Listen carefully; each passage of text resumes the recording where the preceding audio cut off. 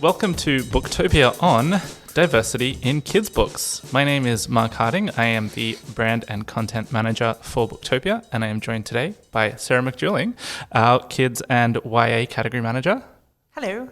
And we're also joined by Joel Naoum, our non-fiction category manager and resident kid haver. my only qualification for appearing here. Hi, Mark. Welcome to the show, guys, and thank you to everybody for listening. So we're having a chat today about diversity in kids' books because we have a wonderful campaign out at the moment around that very topic, diversity in kids' books. We have a wonderful collection of diverse kids' books on offer on our website. And I thought that we would start off by just having a chat with you, Sarah, around the way that you, as a category manager, approach this campaign and the different subcategories that you've chosen to highlight. Okay, so it was actually really difficult to decide how to name and how many categories we were going to have in this campaign. The decisions all actually got made last year. This is the second year that the campaign has been running. And we decided this year to stick with the ones we did last year. And I think after discussions and just with the breadth and increase of publishing in this space, by the time we hit this campaign next year, we've already identified new categories that we want to include. But in terms of the ones that we have now, most of them were sort of just books highlighting a certain type of representation. So we have First Nations stories for kids. We have diverse minds and bodies, which moving forward, though, could be separated.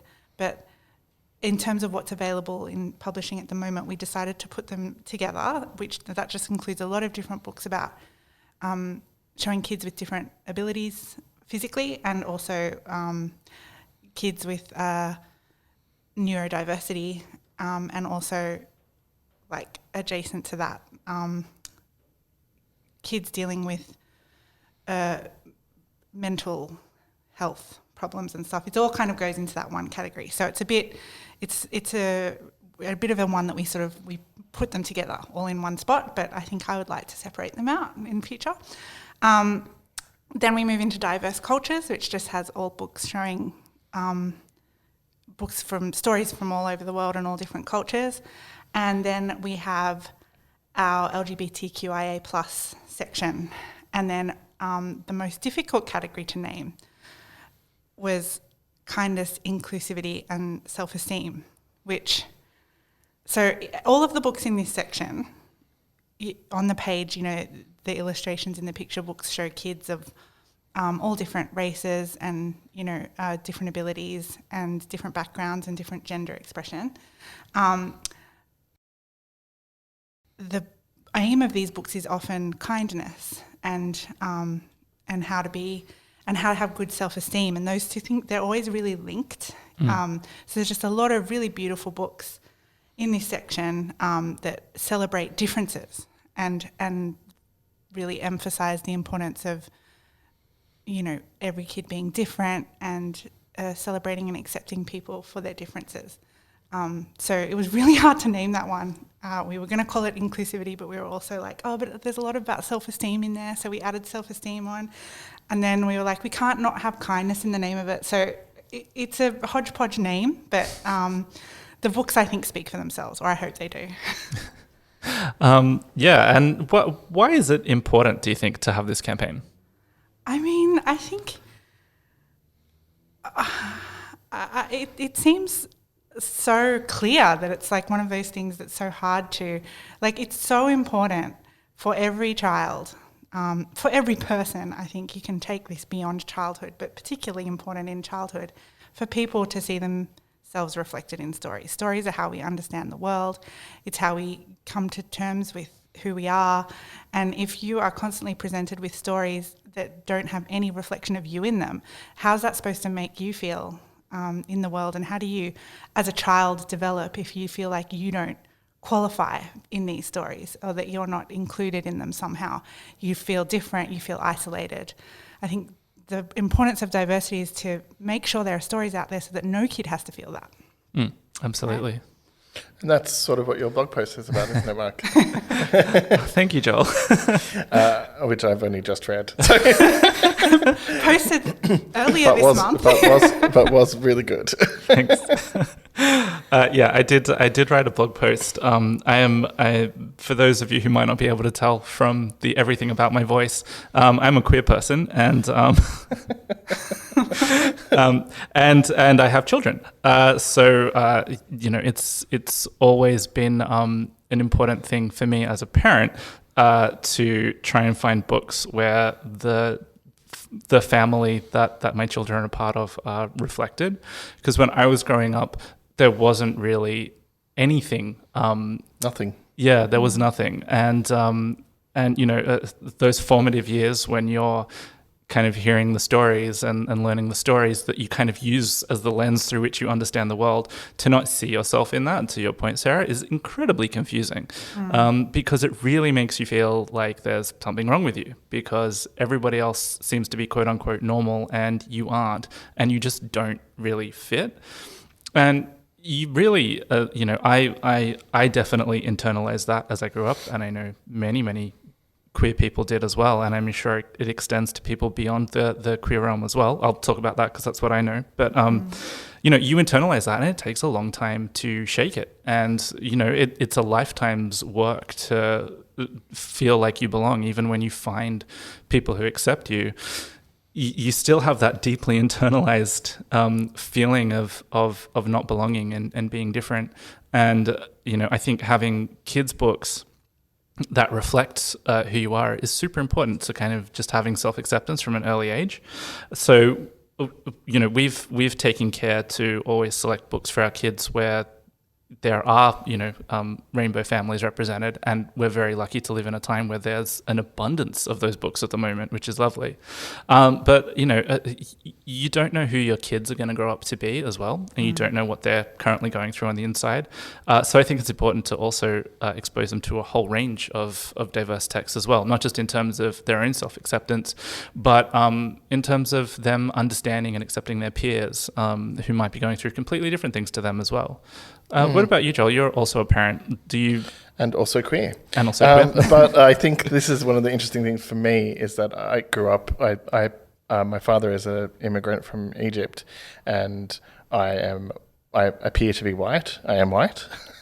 But, my brothers are brown, and I grew up confused about that and confused about my sexuality, and have ended up in a long-term relationship with a woman with children. And so to the outside world, including to my children, we are white. Oh, you fit the mold by straight on appearance. family. And that doesn't actually fully capture what I want my kids to understand about their heritage and about their family and who people are on the inside. So for me, that was particularly important because I definitely grew up, because I had the freedom and privilege to sort of be white if I wanted to. It definitely meant that I felt that was the correct decision to make. Like not that I necessarily had that decision, but it was certainly not part of my heritage that I wanted to embrace, because nothing about the books I read when I was a kid sort of encouraged that. And same goes for my sexuality. And I think that it is really important for kids to be exposed to that, partially for that reason, that, if there's any kind of grey area there for them, they're going to choose what the culture tells them is normal. Yes, there's so much pressure at that age to fit in. So that's why I like that so many of the books aren't even specifically about an identity, but are about inclusiveness and kindness and are sort of like celebrating difference for its own sake, because I think that's a really important value to impart, and that's what I've tried to do with my kids. Yeah, doing it early, making sure those books are there for kids when they're young, in their formative years, just creates the right space and the right environment for them to feel comfortable to think about who they are and not worry that it's wrong or different. And I wish so many of these books had been around Yeah, and a thing that I'm really focused on with my son in particular at the moment, because he's just starting school, and he's very boisterous and very and he's taller and bigger than a lot of the other kids, is that sort of toxic masculinity thing, which is gender expression more than it is anything else. So those books that are like, and there are quite a few of them in the mix in this one, that are just sort of telling boys that it's okay to not be macho. Yeah. I love those books. And How to Be a Real Man. Those are some amazing And it's books. not about necessarily being cis or trans either. It's just about what it means to have an identity. Yes, which is why next year one of the categories I want to have in there is gender expression, because I think that it's missing at the moment from the campaign, and I want to make sure it's there next year. Yeah, I think something that I'm as a parent. My oldest daughter is 10, and my youngest is about to turn 8. And I'm really inspired by the generation of kids that they're a part of, because we're the only gay family at the school that they go to, and the girls have not had any issues with any of the other students with that. It's been the other students' parents and some of the teachers who have, when issues have arisen, it's been on that front. But the kids are all very, very lovely kids and just very accepting of difference, and very, very much aware of, I guess, the power of individuality. I don't know. It may just be, we're fortunate to go to a school that has, a positive outlook on those things. But I'm quite hopeful for this generation. I think that all those old prejudices, a lot of them are probably going to be shaken over the next. They're going to die off with the dinosaurs. Hopefully, because it's learned behaviour, right? Like kids are open-minded. My kids go to a daycare where there are lots of rainbow families, and they don't even know. Why would they notice? There's no reason for them to notice any difference. They just don't see it, and so they happily talk about so and so's mums, and they don't even. It's not a talking point. Whereas it's a talking point for me because I'm curious to see how they react to it. But it's not actually how they don't care. Yeah. And when they do notice it, often the reaction is just an innocent, like, that's different. And there's nothing attached to it. It's just noticing something that's not what they've seen before. But all of the negative connotations and stuff comes from society over time. So creating that space when kids are young to, like, have a different default setting is... It also gives you, as a parent, it's a parenting technique. It gives you a vocabulary and a way to talk about things. One of the first books we read in this area was just accidentally purchased, and it's not in the campaign, actually. We're missing a book in the campaign? Well, it's because it's a very odd book to include. I only noticed as I was preparing for this that... but I wouldn't have necessarily expected it to be. It's American. It's a gimmick book. It was made by John Oliver for his Last Week Tonight show about the bunny from the Vice President's bunny. Yeah. And it's like the bunny. What is it actually? Marlon Bundo. Marlon Bundo, the bunny of the first bunny of the United States, or whatever he is. Yeah. Botus. Yeah, because Mike Pence had written a book about his bunny. Or Mike Pence's daughter had written a book about the bunny or something like that. Yeah. And then so as a joke, they decided to write this book. And because Mike Pence is so homophobic, they just decided to write a book about the bunny, but marrying a boy bunny. And then there's this whole storyline with a stink bug who's clearly Mike Pence, who is trying to tell them that boy bunnies can't marry boy bunnies. So it's actually addressing, the thing I like about that is that it's addressing homophobia, which a lot of the other books don't. They just sort of show that it's all okay. It's just visibility. It's not preempting the idea that might be anything wrong. And so this one is like, and so we have, because of that book, and we had it before the kids were born, I think, or around the time that they were really little. So it was long before we were reading that kind of book to them. But because it was around, we read it to them. And so it's been around in their vocabulary for the whole time, and they talk about it all the time. It's one of those things where they'll be like, "Oh, but boy bunnies can marry boy bunnies," and there's this line in it: "You're not in charge," when they sort of vote out the stink bug. And so it's like a weird little handbook for activism for them, and there are lots of books in this collection that are like that. And I think that's the kind of thing that I really What a great giving book. you a vocabulary to talk to your kids is really important. Okay, we'll be adding that to the campaign. Now, Sarah, you actually spoke with one of the authors that's featured in the campaign, didn't you? Yes. We spoke to Sam Squiers about her book, Princesses Wear Sneakers, which is it's a cute book, and it kind of addresses some of the gender stereotype ideas that are out there by saying it's okay to be into sparkly dresses and sport, which I think is important, right? Absolutely. Yeah. All right, well, let's have a listen to your chat with Sam Squiers. Okay, I'm delighted to be talking today to the amazing Sam Squiers. Sam, thanks for coming on the podcast. Thank you so much for having me. I'm really stoked to be here. Now, I'm actually holding a copy of Princesses Wear Sneakers in my hands. It's a gorgeous book. For the people listening, would you just be able to explain a little bit about yourself and about your book? So I'm actually a sports journalist, and I guess you can call me an advocate for women's sports. Women's sports is something that, and women in sport is something that I have been so passionate about my whole entire career, trying to get in mainstream media when I was working at the heart of mainstream media, trying to get women's sports stories up through our media outlets has just been a big passion of mine, and something that I've always done. And I launched my own women in sport business called Sportette back in 2014 as well, to try to get more businesses and sports organisations to really grow their women's games. But everything kind of changed when I became a mum. So I became a mum to my daughter in 2017, Imogen. And I guess because I'm so passionate about sport, I really wanted to pass that passion on to Imogen.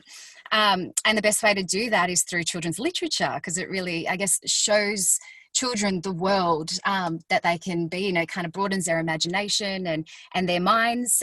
So I thought, well, I'll get some key messages about sport into Imi from a really young age and buy her some children's books about sport and girls, and I couldn't find any. So I searched everywhere, and I did a Google search as I was searching for books overseas, and I really couldn't find that many books that had strong themes about sport and girls. So I guess that's how I thought, oh, well, I have to start my own, and have to write my own, and that's how Princesses Wear Sneakers came about. So I wrote it in 2017, and I thought as my young little girl got older, and I was looking at my next door neighbor who's a little girl, and she's so athletic but not into sport, and I kept thinking, why isn't Chloe into sport? How do I get her into sport? She was into princesses and pink and everything, I guess, not to use that cliche, that was themed girly. So I thought, oh, well, if I can get a theme like princesses, which Chloe and my daughter are so passionate about and just love, if I can get this princess and combine her with my sport world, maybe I can send her these subtle messages through a princess, and she doesn't even know that she's been hit with these themes of sport. So yeah, it's basically that, a princess called Princess Ellie who loves her sport and loves her sneakers, but in the kingdom no one thinks that princesses should really wear sneakers and play sport. Then a dragon kidnaps her parents, and she has to use her sporting skills to save the day, and that's pretty much how Princesses Wear Sneakers goes.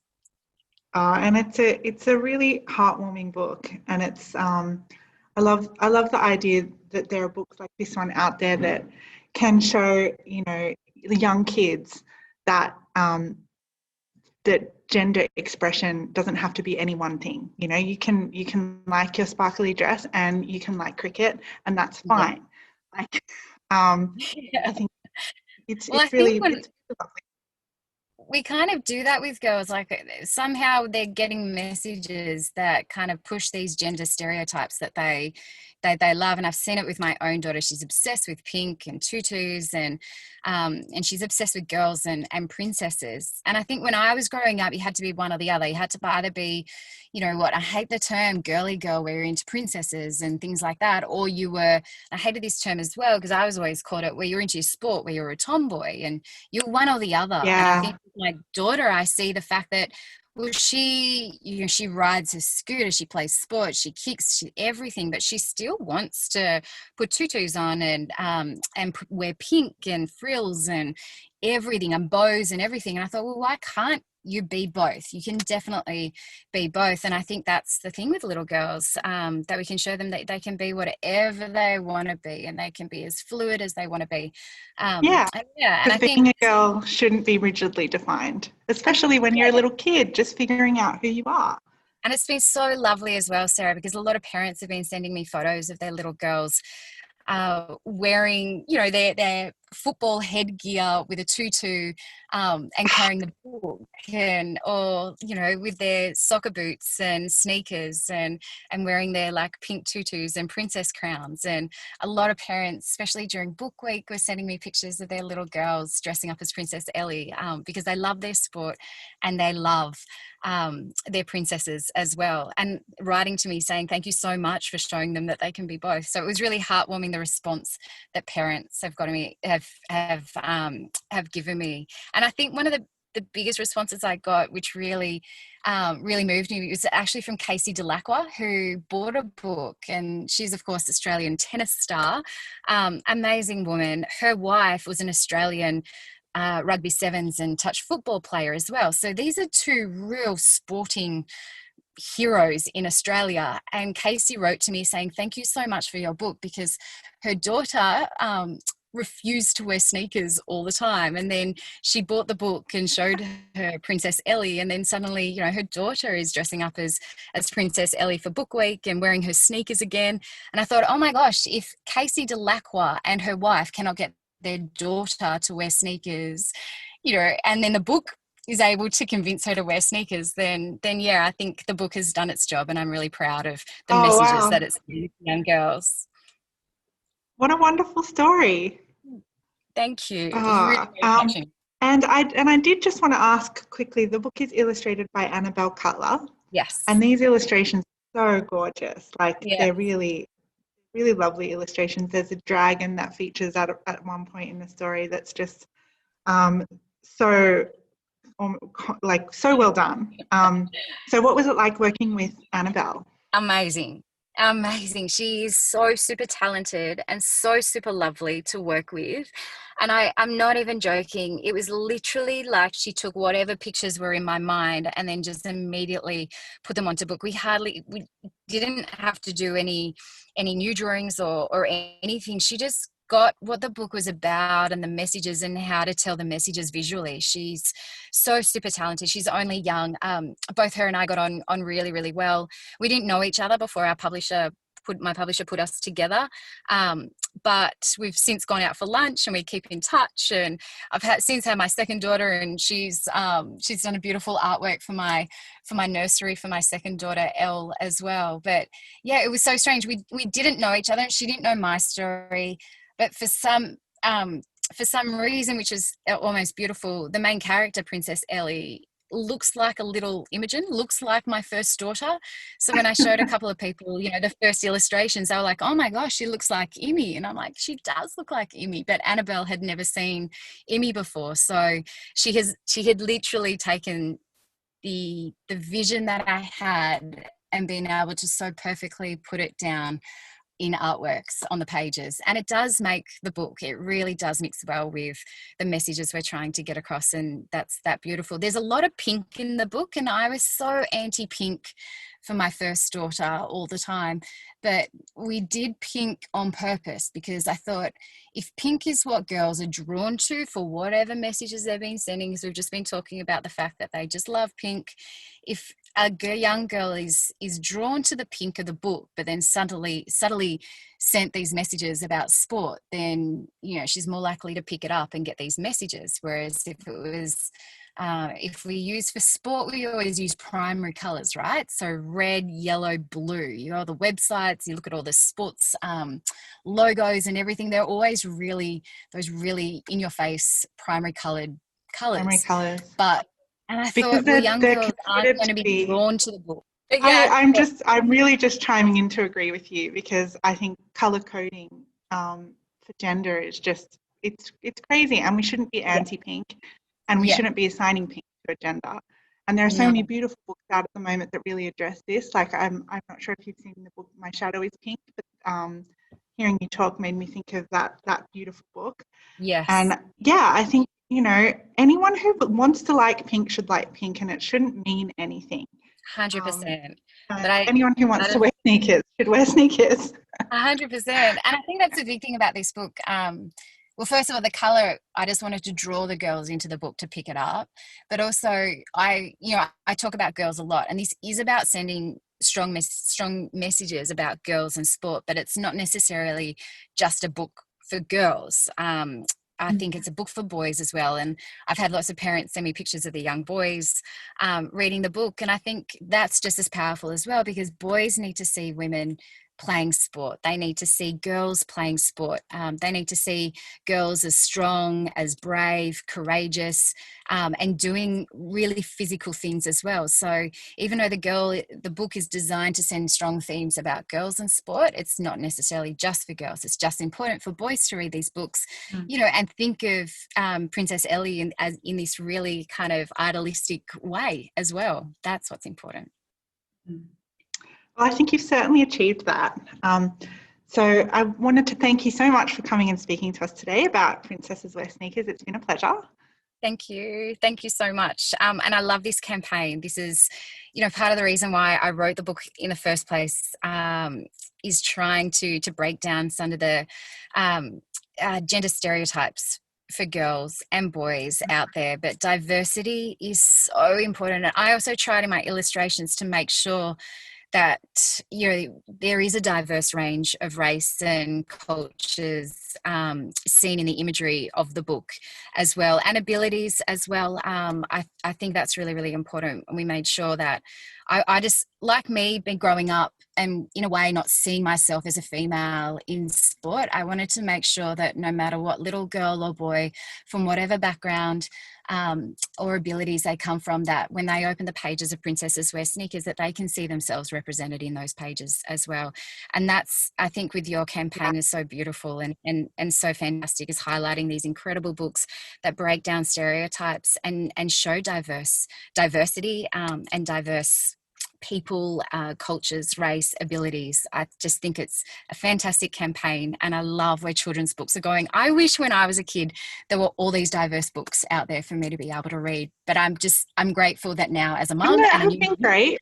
I can read them to my little girls now. So thank you for highlighting these incredible books that you have on diversity. Well, it's a very exciting time in publishing, and I think what we're all celebrating here with diversity in kids' books is the fact that every kid out there deserves to be able to pick up a book and see themselves in there and something that they can relate to reflected back on the pages. So thank you for coming and talk to us about that, and for your book Princesses Wear Sneakers. Fantastic. Thanks for having me. All right. Before we go, I just thought we'd have a little bit of a chat about what you think kind of the key titles are for you in this campaign. What ones are your favorites, Sarah? Favorites are hard. I mean, one of my favorites in this campaign is actually a YA book, which is The Boy from the Mish by Gary Lansborough, which we were lucky enough to talk to Gary earlier this year. It's his debut book. And as far as anyone has been able to tell, and again, I will say on the podcast, if you know of a previously published book that fills this criteria, let us know, because as far as we are able to tell, Gary has written what is the first YA First Nations LGBTQIA plus love story, and it is wonderful. I absolutely loved it. It's been selling amazingly well, so I think the love is out there for this book, and I hope that it just inspires a whole bunch of other similar stories, because it's shocking to realize there's a big gap like that in publishing, and having it having people publishing into that space is so important. So definitely recommend The Boy from the Mish, and definitely looking forward to more of those in future. That's probably one of my favorites. I'm also included in the campaign as a book that isn't out yet, which I'm very excited about, which is Welcome to Consent by Yumi Steins and Dr. Melissa Kang. This one is anyone who's familiar with their first book, Welcome to Your Period, will know that the illustrations are very inclusive and also very funny. And this is a book that is very, very much all about the issue of consent, which I think it definitely fits in into the zeitgeist at the moment. Well, yes, and also it fits into. Look, you could put that book into several sections of this campaign because, consent is important for so many reasons, but it goes back to that. It ties into self-esteem because, you have to teach kids to speak and to, have that respect for their own bodies. And it also ties in with kindness as well because the opposite of empathy. Consent is not kind. Yeah, I don't know how to say this without it's such obvious stuff that actually saying the words sounds silly. But it's about, that's why it's hard, because it is about giving kids that they need the language to talk about it. Yeah. As three adult people who didn't grow up perhaps with the language to talk about this sort of stuff, that's probably why I'm struggling to put it into words. Yeah. Because, it's obvious stuff that we don't teach kids, that we're starting to teach kids. So I'm really, really excited about that book, available to pre-order now. Does someone else want to talk about books? I could keep going. Well, I just wanted to mention a couple that I've bought. I really love Love Makes a Family by Sophie Beer. Oh, that book. Yeah. It's so beautiful. Yeah, it's so beautiful, and it celebrates all different kinds of families. And, I think it really goes to the heart of what we're talking about here, which is, not just seeing potentially yourself reflected, but understanding difference as well and approaching that with, kindness and love. And another one that I just am kind of a bit obsessed with is Queer Icons from Gay to Z by Patrick Boyle, which is just a beautifully colourful, delightful celebration of some iconic queer people that, I've really loved sharing that one with my daughters. Awesome. I can talk about a couple. My first pick is Young Dark Emu, which Dark Emu is such an important book to me. I read it when I first started this job, and I associate it weirdly with Booktopia, even though it has nothing to do with Booktopia in my brain. And I got the chance to talk to Bruce Pascoe very shortly after starting this job, and I felt horrified, to be honest, that I was shocked by the content of that book. And I do not want my kids to grow up to be shocked. And their education on First Nations issues is already better than what I had, certainly not even just at their age, but by they know more than I do. And I want to continue that, and it's a great resource for that. It's interesting and really informative, and the kids actually will like it. It's for slightly older kids than mine, but still really, really good. The other one is a book that I've read to my kids a lot, which is My Shadow is Pink. Wonderful, wonderful book. And it's about that what I was talking earlier about sort of toxic masculinity, and it's not explicitly about sexuality, though that's sort of a subtext. It can just be about whatever. And my son, who wore dresses for the entire time he was at daycare, off and on, whenever he felt like it. It was just a great way to sort of address some of the pushback he occasionally would get from random people. Yeah. Not usually from the people at the daycare, but, so it was great. And particularly, anything with a dad that is very accepting of a little boy who's different, I immediately cry. So that book is wonderful for that. It's a gorgeous book. And in that same area, there's Be Your Own Man by Jessica Sanders, which is a gorgeous, gorgeous book. And there's this one spread where the illustrations, where they've attempted to illustrate, I guess, emotions, right? So you've got a boy, and then above in the air, through the air is just this colourful explosion of emotional noise, and it is a powerful illustration. When you look at it, you're just like, oh, emotions get hard. It's a great book, so I recommend that one too. And you mentioned Sophie Beer, Mark. Sophie Beer has a new one coming up, which I have only seen a few pages of it so far. It's in the campaign, and it's called How to Say Hello, which is going to address difference again, like all the different ways to say hello and the ways in which people are comfortable saying hello. So like, when is it okay to hug someone and when is it? Oh, that's great. So it's I'm really looking forward to seeing the whole book of that one as well. I'm sure it'll be up to the very high Sophie Beer standard. Yeah. Excellent. Well, Sarah, Joel, thank you so much for joining me today for this lovely discussion about these lovely books. And if you want to check out any of the books that we've talked about today, you can find links to them in the show notes, and you can find them on booktopia.com.au. Thanks for listening.